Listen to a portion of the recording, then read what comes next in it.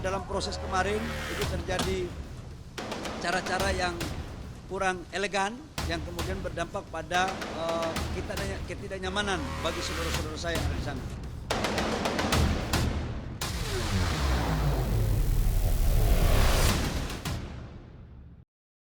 Tragedi Pulau Rempang bermula dari titik ini. Pada tanggal 7 September 2023, BP Batam bersama TNI Polri hendak masuk ke kawasan Pulau Rempang dan warga menolak mereka. Warga memblokade dan memblokir jalan, akhirnya terjadi perpecahan, bentrokan meletus. Dan tidak jauh dari sini ada sekolah dasar, SMP, dan beberapa sekolahan yang memang akhirnya terdampak akibat bentrokan tersebut dan membuat para siswa-siswi mereka trauma. Dan beberapa diantaranya harus dilarikan ke rumah sakit. Sebenarnya apa yang terjadi di Pulau Rempang? Dan seberapa besar sebenarnya dampak dari proyek strategis nasional yang dibuat oleh pemerintah yang kabarnya akan menggusur lebih dari 7.000 jiwa di Pulau Rempang. Ayo kita cari tahu. Kenapa Pak Rudi nggak tembak aja anak-anak semua? Ini kan anak bangsa, masa anak sekolah semua? Anak-anak ada yang pingsan. Rekaman ibu yang emosi karena anaknya menjadi korban kericuhan Rempang. Video ini direkam warga, bahkan diedit dan diberi musik lalu disebarluaskan. Kami juga mendapatkannya. Untuk tahu lebih jauh, kami menemui ibu ini. Alamin udah kena tembak gas air mata, terus pada lari-lari, terus ibu kaget kan, kaget lari, ibu kan udah kena semua nih, mata-mata ibu apa semua kan udah kayak sesak napas apa. Ibu teringat pula ada yang ngomong anak sekolah itu pada kena semua, gas air mata juga. Jadi ibu mikir, oh ya anak aku di SMP, ibu lari ke SMP. Anak-anak pada gimana ya, ada yang pingsan, sesak napas. Terus ada juga pertolongan bahwa ibu langsung aja ngambil anak ibu jalan, ibu bilang sama pas ibu turun ada kayaknya wartawan 3 orang ya, langsung disorot. Ibu nggak kesadaran gitu. Ibu spontan aja ngomong, ngapain anak sekolah jadi korban? Ibu bilang kayak gitu. Kenapa nggak ditembak aja sekalian anak-anak sekolah? Katanya anak sekolah harapan bangsa. Ibu ngomong kayak gitu. Ibu itu langsung ini aja, gimana ya? Betul-betul nggak gimana, takutnya anak ibu tuh gimana gitu, takut apa terjadi di sana pada anak-anak ibu gitu kan. Apa yang waktu itu dialami anak ibu sebenarnya? Matanya kena gas air mata. Iya, sesak napas. Iya, anak ibu sampai 1 minggu nggak sekolah. Sekarang kita akan menuju ke kawasan Sembulang, wilayah yang menjadi titik relokasi tahap pertama dalam proyek strategis nasional di Rempang.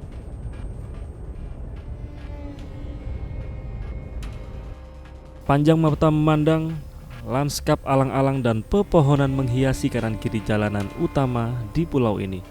Benar saja, dari 17.000 hektar luas Pulau Rempang, 10.000 diantaranya adalah hutan lindung. Hanya sekitar 7.000 hektar yang akan dioptimalkan sebagai proyek strategis nasional bertajuk Rempang Eco City. Pemerintah menekan kerjasama dengan produsen kaca asal China, Xinji Group, untuk membangun kawasan wisata, industri, dan perdagangan. Dari total nilai investasi 300 triliun rupiah, sekitar 11,5 miliar US dollar atau 174 triliun akan dikucurkan untuk keran investasi tahap pertama. Targetnya, Pulau Rempang akan disulap menjadi kawasan industri kaca terbesar kedua di dunia. Selain juga akan dibangun pabrik pemrosesan pasir silika, panel surya, dan yang lainnya. Sampai di pintu masuk Kelurahan Sembulang. Di dalamnya nanti ada 4 kampung yang akan direlokasi pada tahap pertama. Ada lebih dari 700 kakak yang akan direlokasi untuk tahap pertama di kawasan Banon ataupun Dapur 3. Dari sini masih sekitar 8-9 kilo. Ayo kita cek di dalam.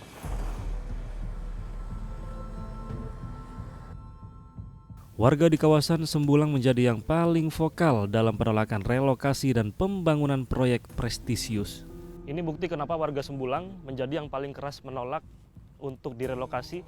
Mereka sudah memasang ban-ban ini dan memblokade jalan untuk menolak kedatangan dari TNI Polri, dan akhirnya memang sempat terjadi kekacauan antara warga dan juga aparat kepolisian.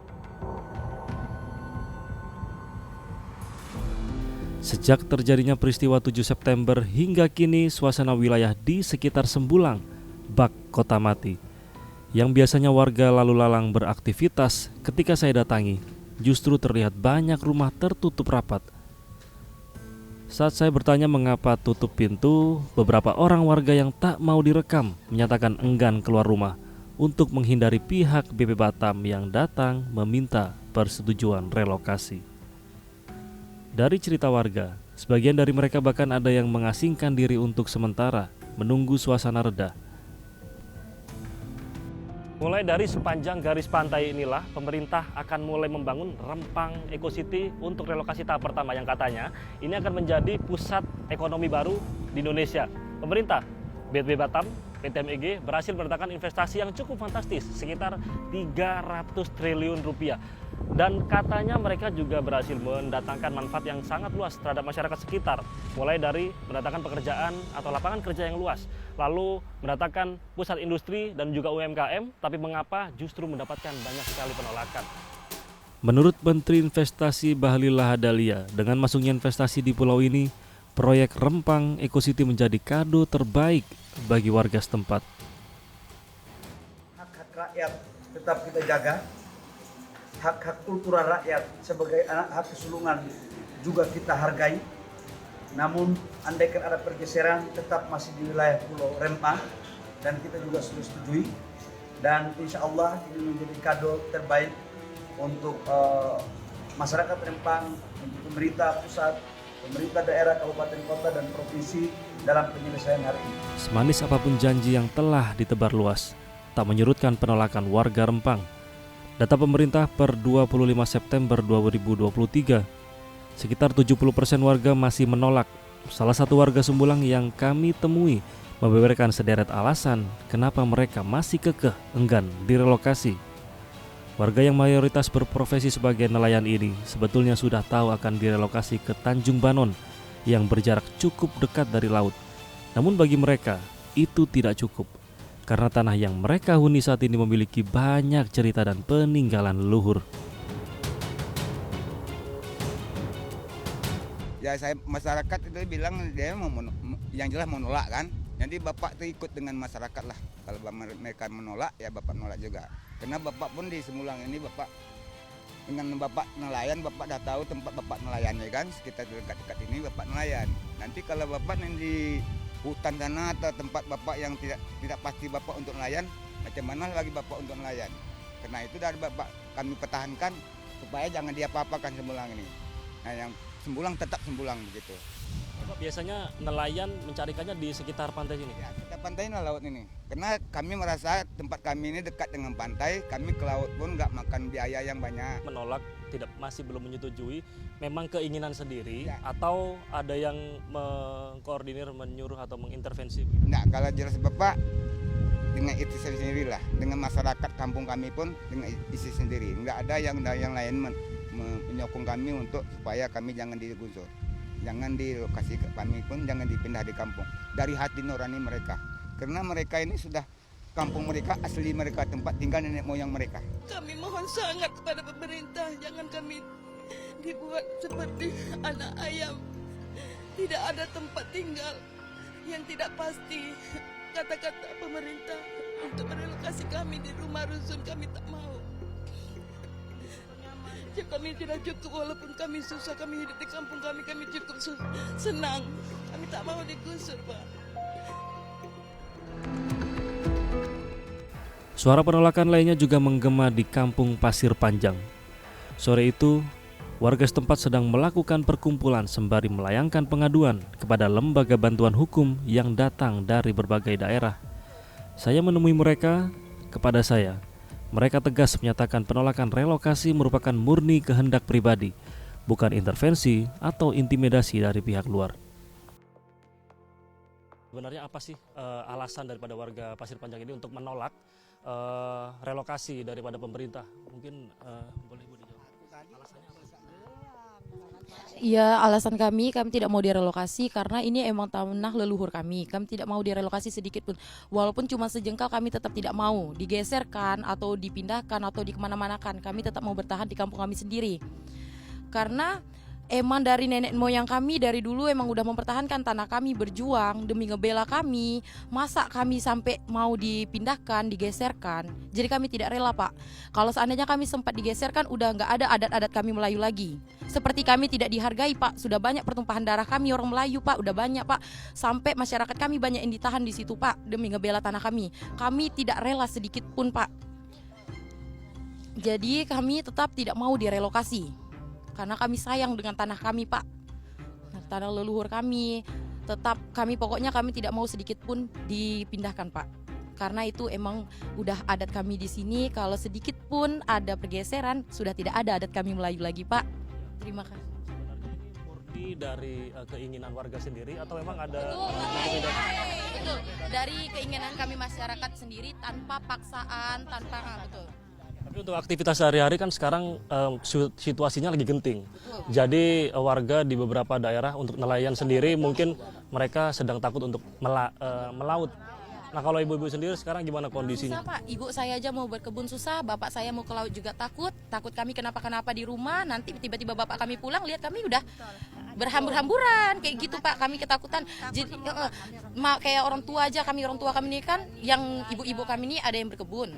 Jadi untuk mencangkul di kebun dengar kalau pihak ini mau datang, jadi nggak ada yang mau berkebun, Pak. Takut gitu kan. Terus bapak-bapak kami juga ke laut, takut juga mereka, Pak, merasa resah gitu. Ya, Bu, tapi Satu lagi yang membuat bola api ini terus bergulir tentang surat hak kepemilikan tanah yang memang belum digenggam warga. Hingga kini warga hanya memiliki surat tanah 2 tahunan. Padahal mereka ingat kampanye Jokowi Ma'ruf Amin pada 2019 silam, sertifikasi tanah kampung tua di Batam. 2 hal penting ingin saya sampaikan. Yang pertama mengenai sertifikasi pembuatan sertifikat untuk kampung tua. Siapa yang setuju kampung tua disertifikatkan? Pilih. Setuju? Akan kita lakukan segera, maksimal 3 bulan akan kita selesaikan. Siapa setuju? 3 bulan kampung tua akan kita sertifikatkan, akan kita selesaikan. Siapa yang setuju tunjuk jari. Ya.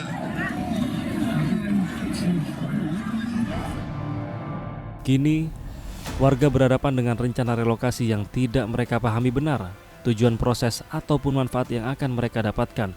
Hanya diberi waktu 2 bulan, mereka diminta untuk pergi dari kampung yang telah dihuni turun-temurun berpuluh-puluh tahun, bahkan sejak sebelum Indonesia merdeka. Betul-betul sedih kami nih. Kadang kami nangis menengok apa semua. Betul-betul saya sedih. Kalau ada datang macam gini kami ada harapan untuk kami semua masyarakat Melayu. Betul-betul terima kasih kami semua. ya semoga ada kejelasan Bu ya dari sini. Ya Bu, amin Pak. Betul, kami bersyukur kalau ada datang macam gini adalah kekuatan untuk kami sebagai orang Melayu. Semoga kuat. Betapapun penolakan mayoritas warga demikian kencang, ada warga yang telah menyetujui relokasi. Saya coba menemui mereka untuk tahu alasannya. Namun, dalam penelusuran ini, pencari mereka bak mencari jarum dalam jerami. Akhirnya, saya bertemu dengan salah satunya. Ini adalah salah satu warga yang kabarnya menyetujui terkait dengan relokasi di Pulau Rempang dengan Bapak siapa? Rio. Bapak Rio, ini aktivitas atau profesi sebagai apa? Nelayan. Oke, nelayan. Bapak, dengan adanya relokasi ini Bapak di pihak yang sepakat atau setuju ya? Berarti alasannya apa ini Pak? Kalau ditanya masalah alasan itu tidak bisa kita jelaskan di sini, Pak. Soalnya yang jelasnya kami mengambil keputusan sesuai dengan apa kata hati kami sendiri aja. Dan tidak ada unsur paksaan dari pihak manapun.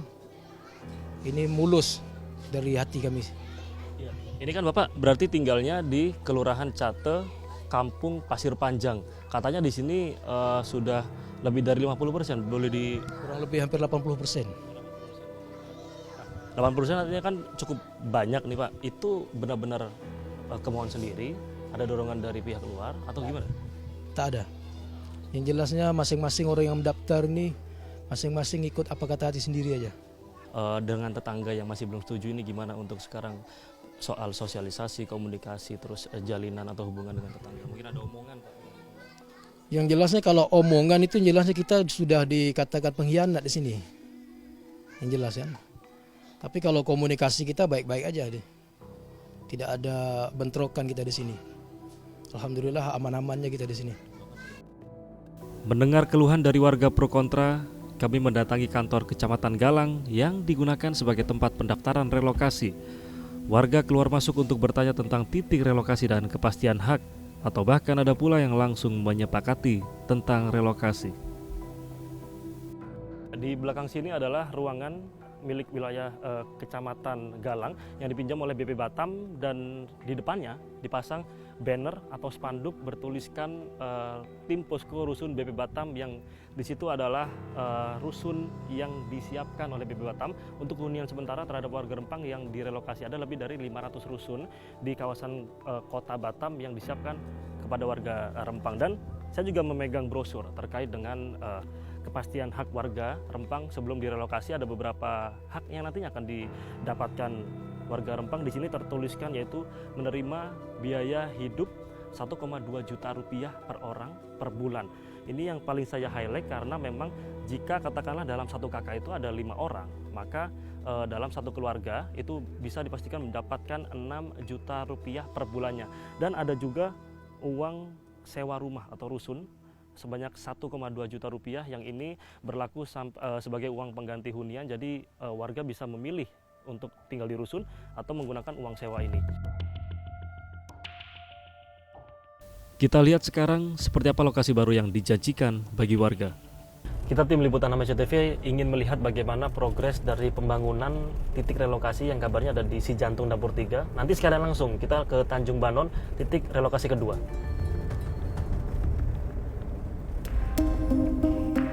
Tentang bagaimana sejauh ini proses relokasi atau tempat relokasi itu dibangun, kita langsung tanya bersama salah satu warga setempat yang memang sudah berpuluh-puluh tahun menghuni di sini. Permisi, Ibu, dengan Ibu siapa? Elia. Ibu Elia. Nah, Ibu Elia ini sudah tinggal berapa lama Ibu di sini? Udah hampir 9 tahun. 9 tahun di Dapur 3. Kabarnya Ibu mengetahui soal bagaimana sebelumnya ada alat berat dan lain sebagainya gitu. Sekarang gimana Bu untuk progresnya? Kemarin alat berat sempat 2 hari kerja tembus dari camp Vietnam sampai ke sini sekitar 2 hari. Habis itu alat ditarik pulang. Sampai sekarang belum ada kejelasan gimana kelanjutannya. Itu berarti alat berat itu sudah sejak kapan ada di Dapur 3 ini? Kalau tembus dari camp Vietnam dari hari Sabtu langsung kerja naik ke atas, hari Minggu kerja sampai sore, hari Senin tarik pulang. Tapi sebelumnya dari Ibu sendiri atau warga sekitar sendiri tahu nggak sih Bu kalau itu ternyata buat relokasi warga Rempang itu? Kabarnya sih kayak gitu ya, ngikutin dari YouTube aja, jadi nggak ada kejelasan secara langsung ini untuk relokasi, nggak ada. Tapi dari warga sendiri termasuk Ibu menerimakah apakah jika nanti warga Rempang itu dipindah ke sini atau gimana? Kalau saya pribadi, saya tetap menerima karena bakal rame kan, nggak sepi kayak sekarang. Cuman sampai sekarang masih belum ada kejelasan, justru alat berat ditarik ya Bu? Iya, alat berat ditarik, sampai sekarang belum ada kejelasan. Namun pembukaan jalur dan perataan lahan yang sudah dibuat di Dapur 3, Pulau Galang tampaknya berujung sia-sia. Sebab pemerintah bersama BP Batam akhirnya menetapkan titik relokasi utama adalah di Tanjung Banon. Namun di lokasi ini yang kami temui justru ilalang luas tanpa aktivitas pengerjaan lahan. Informasi dari warga sekitar, kiranya ini adalah wilayah di Tanjung Banon yang menjadi titik relokasi selain memang di kawasan Cijantung Dapur 3. Nah, seperti inilah kondisinya saat ini yang memang masih belum ada pengerjaan apapun, masih berbentuk ilalang, pepohonan dan hutan-hutan, dan yang tentu masih diharapkan oleh warga dari Sembulang yang terdampak atas gusuran relokasi dan juga adanya proyek strategis nasional ini, apakah titik relokasi yang dijanjikan oleh pemerintah ini sesuai harapan atau tidak? Mirisnya, mayoritas warga kampung Tanjung Banon pun tidak mengetahui jika wilayah mereka akan digunakan sebagai tempat relokasi warga dari Sembulang. Was-was pun membayangi warga di sini. ketika mereka tahu kampung mereka akan dijadikan tempat relokasi, sebab kampung mereka hanya berjarak 2-3 km dari Sembulang.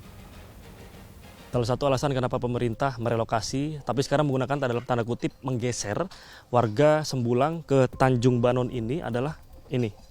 Mereka sangat dekat sekali dengan pantai atau laut untuk bisa melakukan aktivitas sehari-hari karena memang mayoritas mereka adalah sebagai nelayan dan sekiranya tidak sampai 1 kilo untuk mereka bisa menuju ke pesisir seperti ini untuk bisa melakukan aktivitas sebagai nelayan. Nah, ini kenapa memang pemerintah mencari solusi terbaik bagi warga Sembulang untuk dipindah ke Tanjung Banon. Pangci ini asli Tanjung Banon, Bapak? Iya. Asli Tanjung Banon. Sudah berapa lama Bapak di sini? Sejak lahir, Pak. Sejak lahir. Pak, aktivitasnya sebagai apa? Nelayan. Nelayan. Iya. Bapak? Benarin tangguan. Oh iya, untuk aktivitas sehari-hari Pak ya, menjaring dan lain sebagainya. Pak, tapi kabarnya di wilayah Bapak ini nanti akan menjadi titik relokasi untuk kawasan Sembulang yang mau dipindah ke sini. Apakah warga sini, Bapak sendiri sudah tahu atau belum? Makanya saya pertama kali hari Rabu kemarin kaget. Itu dari Tribun Batam. Datang-datang jumpa saya, Bapak udah tahu? Tahu apa saya bilang? Katanya Tanjung Banon ini menjadikan tempat relokasi. Kaget. Ya siapapun pasti kaget. Ya kan? Karena daerah kita kok orang masuk tanpa permisi. Siapapun dia kita tetap kaget. Dari manapun. Karena kita khawatir. Khawatirnya bagaimana? Kalau memang tidak ada sterilisasi pemerintah terhadap kita, bagaimana ke depannya kita tetap khawatir. Itu sangat khawatir. Masa dari BP Batam, pemerintah, TNI Polri, bahkan mungkin Polres Polsek sudah ada yang memberitahu dari warga sini atau Bapak mungkin untuk di sini ternyata menjadi titik relokasi, Pak? Belum ada. Kalau untuk ke masyarakat, makanya RT RW juga belum dapat informasi yang jelas, nggak berani menyampaikan ke masyarakat. Seperti apa? Titiknya di mana? Kan itu. Bahkan semalam ada anggota BIM yang datang menemui saya kaget. Ada apa? Mereka kan rame. Ya tahu saya BIM dari mana. Mereka BIM dari Jakarta. Saya menjawab dengan tenang. Ditanya saya menjawab dengan tenang. Katanya 90% kampung kami ini tetap aman. Ya saya tetap khawatir. Karena penjelasan pemerintah sampai hari ini belum ada. Ya. Pak, soal hal lain ini yang juga menjadi pertanyaan bahwa sejauh ini mereka pun warga Tanjung Banon yang katanya menjadi titik relokasi dari warga Sembulang ke sini, ini mereka bahkan masih khawatir untuk di soal penggusuran dari warga sini. Iya, Pak, mungkin bisa dijelaskan juga kepada kita bahwa sekhawatir apa, karena di sini kan sebenarnya kalau bisa dibilang aman karena menjadi titik relokasi bahkan, Pak. Harusnya kan aman begitu, atau khawatirnya seperti apa ini, Bapak? Ya, ini kan kebijakan pemerintah kita nggak tahu. Pemerintah yang mengatur, masyarakat nggak tahu. Dia bilang aman, besok-besok udah beda lagi. Karena kita sampai hari ini tidak ada sekeping apapun yang masyarakat terima. Nah, kalau memang kami tidak digosor, tolong di-SK-kan. Bagaimana kebijakan? Kalau tidak, diperdakan oleh gubernur bahwa kampung ini, ya kan, paling tidak. Karena kita setiap tahun bayar pajak kok. Tanah-tanah kita nih bayar pajak. Setiap tahun kita bayar pajak. Nah, sampai hari ini kan suara BPN mana? Apabila kita bayar pajak berarti kampung kita kan diakui oleh negara. Enggak, kami tidak mau. Rumah tidak menjamin untuk masa depan kami. Ya. Kami walaupun dapat 20.000 kan tenang walaupun rumah kami jelek. Belum tentu kami dikasih rumah cantik, kami bisa hidup tenang, enggak. Apapun alasannya, apapun yang akan terjadi, itu nanti. Namun Menteri Investasi Bahlil Lahadalia berjanji Tanjung Banon akan dijadikan kampung percontohan. Di dalamnya akan dibuat infrastruktur jalan, puskesmas, air bersih, hingga dibangun pelabuhan perikanan. Satu hal yang saya mau sampaikan bahwa pergeseran ke satu kampung yang namanya Tanjung Selong kalau nggak salah ya. Nanti saya kasih tahu. Coba cek Tanjung apa itu di petanya. Coba cek mana map saya. Itu itu akan dijadikan sebagai perkampungan percontohan yang akan kita tata betul, baik dari sisi infrastruktur jalannya maupun dari sisi puskesmas, kemudian air bersih, kemudian sekolah. Kita akan buat sedemikian baik, termasuk dalamnya adalah pelabuhan untuk perikanan. Penggusuran yang mendadak, sosialisasi yang tidak jelas, itu yang dihadapi warga. Namun ada pula yang lain, keberadaan aparat, tentara, dan polisi di pos-pos penjagaan. Walau tentara telah berangsur ditarik, polisi juga telah dikurangi jumlahnya. Namun trauma kejadian 7 September masih membekat. Merasa trauma Pak, takut ketika mereka turun ke kampung kami merasa kayak ketakutan gitu melihat mereka pakai pakaian kayak gitu. Kami takut Pak, resah karena kami ya betul-betul trauma yang mendalam Pak. Turunnya pun bukan sedikit, jadi saya minta tolong kepada pihak-pihak aparat di sana, tolong kembalikanlah semua mereka ke tempat masing-masing. Jangan mereka ada di sini kami ketakutan Pak, betul-betul trauma kami. Anak-anak kami pun mau ngaji, mau sekolah takut Pak. Kadang orang tua mereka takut juga mau ngasih anaknya untuk ke sekolah, untuk mengaji. Iya, ibu juga merasa kena, bukan ibu aja ya, anak-anak merasa ketakutan. Kita merasa diperhatikan kayak kita ini daerah komplek jadinya kan kena dijaga gitu. Kita semua melakukan apapun, mau ngomong apapun kita merasa takut karena di setiap sudut kampung kita ada pihak kepolisian kayak yang lain lah pokoknya. Kita merasa ketakutan, merasa kita ini nggak nyaman gitu. Kalau bisa ya itu aparat itu nggak terlalu kayak mengejar-ngejar kita lah. Meredam ketakutan warga, Kapolresta Barelang Kombes Pol Nugroho Tri membeberkan komitmen keberadaan tim terpadu di pos untuk memberikan rasa aman dan nyaman kepada masyarakat. Anggota kita yang ada di posko di Rempang ini, yang dulu sebelumnya ada 7 pos ya, ini kita kurangi sudah 3 pos. Jadi keberadaan ya personil terpadu di situ di pos itu untuk memberikan rasa aman dan nyaman kepada masyarakat. Ya, saya tekankan lagi, nggak ada intimidasi, nggak ada istilahnya mengancam pada masyarakat, tapi melayani. Atau di situ pos pelayanan namanya, pos pelayanan terpadu. Jadi ada masyarakat, ada masalah silakan lapor di pos tersebut. Jadi untuk menjaga situasi. Termasuk kejadian kemarin ya, terutama yang di tanggal 11 ya, kami sampaikan di sini. Saya tekankan ke anggota kami sebelum pelaksanaan tugas, dalam pelaksanaan apel ya, sebelum pelaksanaan tugas itu saya sampaikan. Jadi apabila ya ada pelemparan batu oleh warga, ya cukup ya kita balas dengan lemparan senyuman di sini. Apabila ya ada anggota kami kemarin ada yang sampai sekarang ada yang masih dirawat ya akibat kejadian tanggal 11 kemarin, ya bilalah anggota petugas yang luka-luka. Saya berharap berdoa di waktu itu ya supaya tidak ada korban di masyarakat. Saya berharap itu baik korban yang luka-luka maupun apalagi maaf ya yang meninggal ya. Alhamdulillah semuanya nggak ada, ya masyarakat tidak ada yang korban, ya, cukuplah dari kita nggak masalah. Dari inilah situasi lokasi pos utama penjagaan TNI Polri ketika kami datangi pada pekan ketiga September. Dari semula yang terdapat 7 titik pos penjagaan di Pulau Rempang, kini hanya tersisa 3. Ini adalah kantor Kecamatan Galang yang digunakan oleh posko utama dari kepolisian sebagai titik penjagaan utama. Nah, itu pos utama yang memang saat ini sudah mulai berkurang baik dari motor milik kepolisian, dan ini buktinya juga bahwa saat ini personel kepolisian memang sudah mulai dikurangin jumlahnya.